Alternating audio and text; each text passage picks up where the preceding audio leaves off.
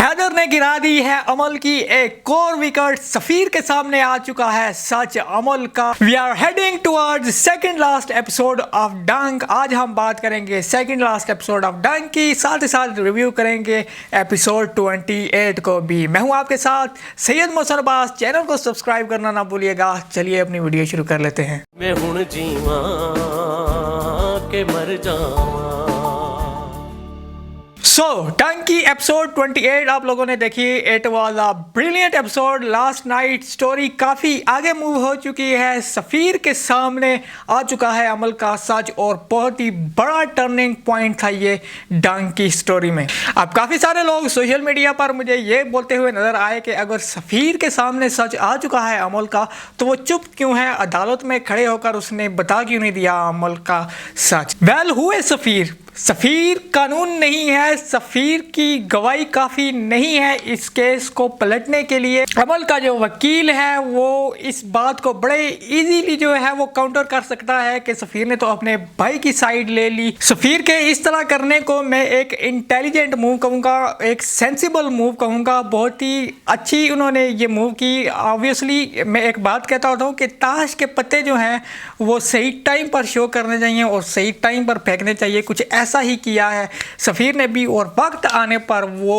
240 volt का झटका देंगे अमल को। सफ़ीर की गवाही एट दिस टाइम काफ़ी नहीं थी। इसके लिए इस केस को जीतने के लिए ज़रूरी है सबसे पहले अमल के खिलाफ जो है वो सबूत इकट्ठा करना। लास्ट नाइट जब हैदर और अमल की कन्वर्सेशन हो रही थी तो मुझे ऐसा लगा कि शायद हैदर इसे रिकॉर्ड कर रहा है। इतना तो ऑब्वियसली हमें पता चल चुका था कि ये जानबूझकर हैदर ने अमल को बोला कि मैं केस वापस लेना चाहता हूँ, मैं तुमसे माफ़ी मांगना चाहता हूँ।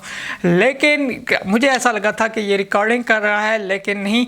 हैदर ने जो है वो सफ़ीर को दरवाजे के बाहर खड़ा किया हुआ था और सफ़ीर ने सारी सच्चाई अमल के मुँह से सुन ली। और जब बात आ गई है वकील की तो मैं यहाँ पर ज़रूर शाउट आउट देना चाहूँगा राशिद फारूकी साहब को, जो कि अमल के वकील का रोल इस ड्रामा में अभी निभा रहे हैं। गेस्ट अपीयरेंस हैं उनकी और बहुत ही अच्छे तरीके से जो है वो इस किरदार को निभा रहे हैं। और दी अदर हैंड मुझे बहुत ही वीक कैरेक्टर लगा जो हैदर की वकील हैं उनका। उन्होंने इस केस को जैसे आर्गूमेंट करने चाहिए थे वैसे मुझे करते हुए तो बिल्कुल नज़र नहीं आई। हैदर के वकील के मुकाबले में वो सिफर नज़र मुझे आई। और उनसे जज ने भी बारहा कहा कि आप जो है वो गवाह पर जिरा करना चाहती हैं।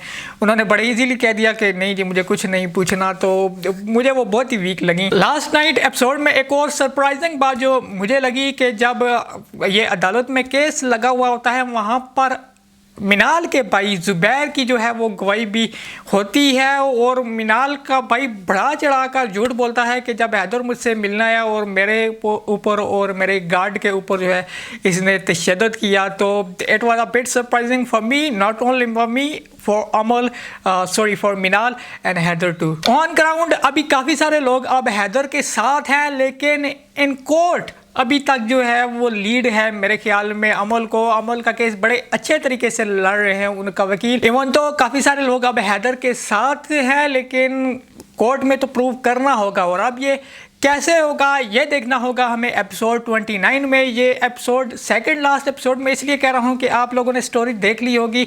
अब इसकी 2 से ज़्यादा एपिसोड बनती नहीं है। माइट बी 30th एपिसोड इसकी लास्ट एपिसोड हो।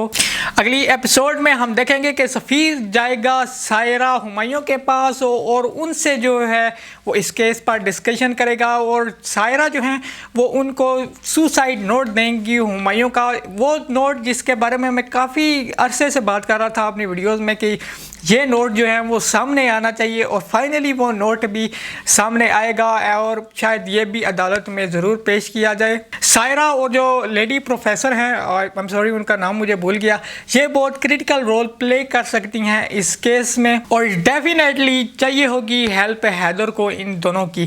फ़िलहाल तक तो हमने सायरा का पॉइंट ऑफ व्यू सुना कि वो इस मामले में नहीं पढ़ना चाहती, वो अदालत में नहीं आना चाहती। उनकी दुआएं ज़रूर हैदर के साथ हैं, लेकिन वो अदालत में नहीं आएंगी इस केस में, और हम इस बात को अंडरस्टैंड भी कर सकते हैं। हमें ऐसा शायद काफ़ी सारे लोगों को लग रहा हो कि इनको जाना चाहिए, अदालत में केस लड़ना चाहिए, लेकिन जिस मरहले से वो थ्रू आउट गुजरी हैं आप लोगों ने देखा, उसके बाद किसी औरत के लिए जो है वो आसान नहीं होता दोबारा से जो उन्होंने फेस किया उस तमाम मामले को दोबारा अपने ऊपर लाने के लिए। सो ऑब्वियसली ये उनके लिए इजी नहीं है और अंडरस्टैंडेबल भी है, लेकिन मुझे लगता है कि शायद वो भी एट दी एंड अदालत में गवाही देने के लिए हैदर के साथ ज़रूर आए। एक और बात यहाँ पर मैं कहना चाहूँगा कि ये सेकंड लास्ट एपिसोड जो है, ये मेरी ख्वाहिश है, ऐसी मेरी गट फीलिंग्स कह रही हैं कि ये सेकंड लास्ट एपिसोड ही होगी जो नेक्स्ट 29 होगी।